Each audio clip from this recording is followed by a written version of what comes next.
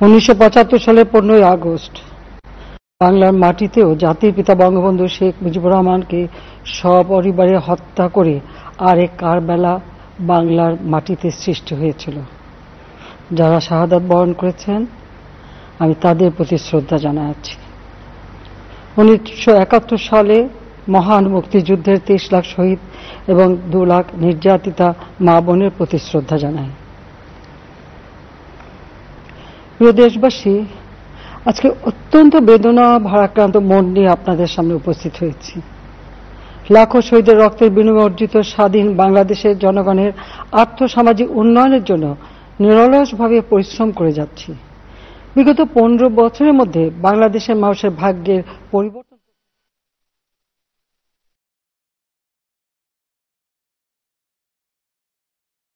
ব্যবহার এবং মানুষের মৌলিক চাহিদা পূরণ করতে অন্ন, বস্ত্র, বাসস্থান, চিকিৎসা, শিক্ষার ব্যবস্থা করে জনগণকে উন্নত জীবন দেওয়ার যাত্রা শুরু করেছি।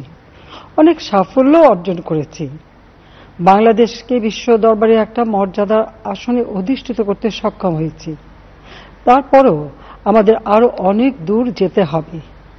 বাংলাদেশের মানুষ যখন একটু স্বস্তি শান্তিতে ফিরে, যখন তাদের মাঝে এমন কোনো ঘটনা ঘটে যা অত্যন্ত বেদনাদায়ক। 2018 সালে ছাত্র সমাজের আন্দোলনে পরিপ্রেক্ষিতে সরকার সরকারি চাকরিতে কোটা প্রথা বাতিল করে একটা পরিপত্র জারি করে। পরবর্তীকালে মুক্তিযোদ্ধাদের পক্ষ থেকে কোটা বহাল রাখার পক্ষে উচ্চ আদালত 2018 সালে জারি করা সরকারের পরিপত্র বাতিল করে দেয়। সরকারের পক্ষ থেকে পরিপত্র বহাল রাখার জন্য সর্বোচ্চ আদালতে আপিল করা হয় এবং মহামান্য আদালত শুনানির দিন ধার্য করে।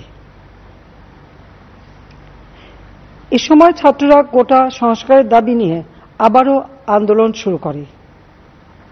এই আন্দোলনের শুরু থেকেই সরকার যথেষ্ট ধৈর্য ও সহনশীলতা প্রদর্শন করেছে, বরং আন্দোলনকারীদের নিরাপত্তা নিশ্চিত করার ক্ষেত্রে পুলিশ সহযোগিতা করে।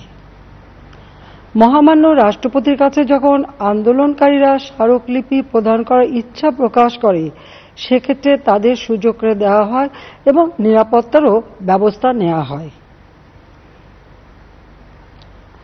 অত্যন্ত পরিতাপের বিষয় হল, কিছু মহল এই আন্দোলনের সুযোগটা নিয়ে অনাকাঙ্ক্ষিত উচ্চাবিলাস চরিতার্থ করার সুযোগ নিয়ে সন্ত্রাসী কর্মকাণ্ডে লিপ্ত হয়। এর ফলে এই কোমলমতি শিক্ষার্থীদের আন্দোলনকে ঘিরে যে সকল ঘটনা ঘটেছে তা খুবই বেদনাদায়ক ও দুঃখজনক। অহেতুক কতগুলি মূল্যবান জীবন ঝরে গেল। আপনজন হারাবার বেদনা যে কত কষ্টে তা আমার থেকে আর কে বেশি জানে। যারা মৃত্যুবরণ করেছে তাদের আত্মার মাগফিরাত কামনা করছি।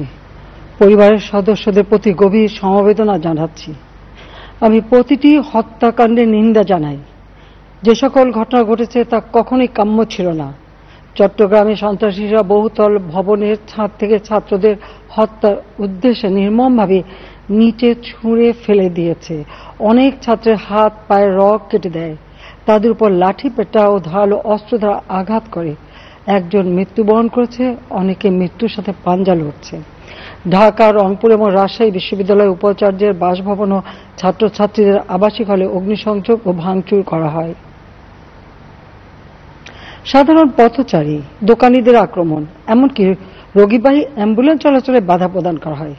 মেয়েদের হলে ছাত্রীদের উপর আক্রমণ করা হয়েছে এবং লাঞ্ছিত করা হচ্ছে। আবাসিক হলে প্রবোজদের হুমকি দেওয়া হয় এবং আক্রমণ করা হয়েছে। শিক্ষকদের উপর চড়াও হয়ে তাদের গায়ে হাত তোলা হয়েছে। আমি বিশ্বাস করি যারা কোটা সংস্কার আন্দোলনে জড়িত তাদের সাথে এই সকল সন্ত্রাসীদের কোনো সম্পর্ক নেই, বরং সন্ত্রাসীরা এদের মধ্যে ঢুকে সংঘাত ও নৈরাজ্যকর পরিস্থিতির সৃষ্টি করছে।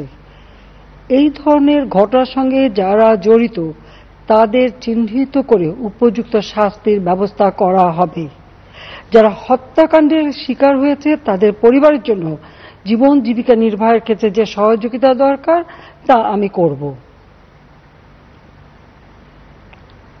আমি দ্ব্যর্থহীনভাবে ঘোষণা করছি, যারা হত্যাকাণ্ড লুটপাট ও সন্ত্রাসী কর্মকাণ্ড চালিয়েছে, এরা যেই হোক না কেন তারা যেন উপযুক্ত শাস্তি পায় সে ব্যবস্থা নেওয়া হবে। আমি আরও ঘোষণা করছি, হত্যাকাণ্ড সহ যে সকল অনভিপ্রেত ঘটনা ঘটেছে সুষ্ঠু ও ন্যায় বিচারের স্বার্থে সে সকল বিষয়ে বিচার বিভাগীয় তদন্ত করা হবে। কাদের উস্কানিতে সংঘর্ষের সূত্রপাত হল, কারা কোন উদ্দেশ্যে দেশকে একটি অরাজক পরিস্থিতির দিকে ঠেলে দিল তা তদন্ত করে বের করা হবে। আমি আন্দোলনরত কোমলমতি ছাত্রছাত্রীদের নিরাপত্তা নিয়ে অত্যন্ত উদ্বিগ্ন। এই সন্ত্রাসীরা যে কোনো সময় সংঘাতের পরিবেশ তৈরি করে তাদের ক্ষতি সাধন করতে পারে। তাই শিক্ষার্থীদের পিতা মাতা, অভিভাবক এবং শিক্ষকদের প্রতি আমার আবেদন, তারা যেন তাদের সন্তানদের নিরাপত্তার বিষয়ে সজাগ থাকেন। একই সাথে সকল শিক্ষা প্রতিষ্ঠানের ছাত্রছাত্রীদের নিরাপত্তার বিষয়টি বিশেষভাবে নজর রাখেন। সরকার হাইকোর্টের রায়ের বিরুদ্ধে সর্বোচ্চ আদালতে আপিল করেছে।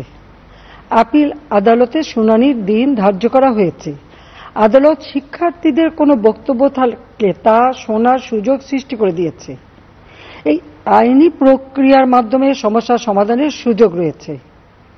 এই আইন প্রক্রিয়া সমাধানের সুযোগ থাকা সত্ত্বেও রাস্তায় আন্দোলনে নেমে দুষ্কৃতিকারীদের সংঘাতের সুযোগ করে দেবেন না। সর্বোচ্চ আদালতের রায় আসা পর্যন্ত ধৈর্য ধরে অপেক্ষা করার জন্য আমি সকলকে বিশেষভাবে অনুরোধ জানাচ্ছি।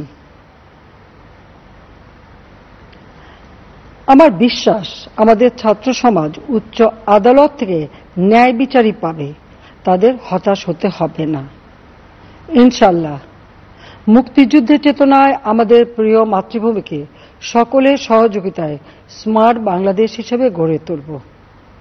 আমি আবারও এই অনাকাঙ্ক্ষিত ঘটনায় যারা নিহত হয়েছেন তাদের জন্য গভীর দুঃখ প্রকাশ করছি এবং পরিবারের সদস্যদের প্রতি আমার সমবেদনা জানাচ্ছি।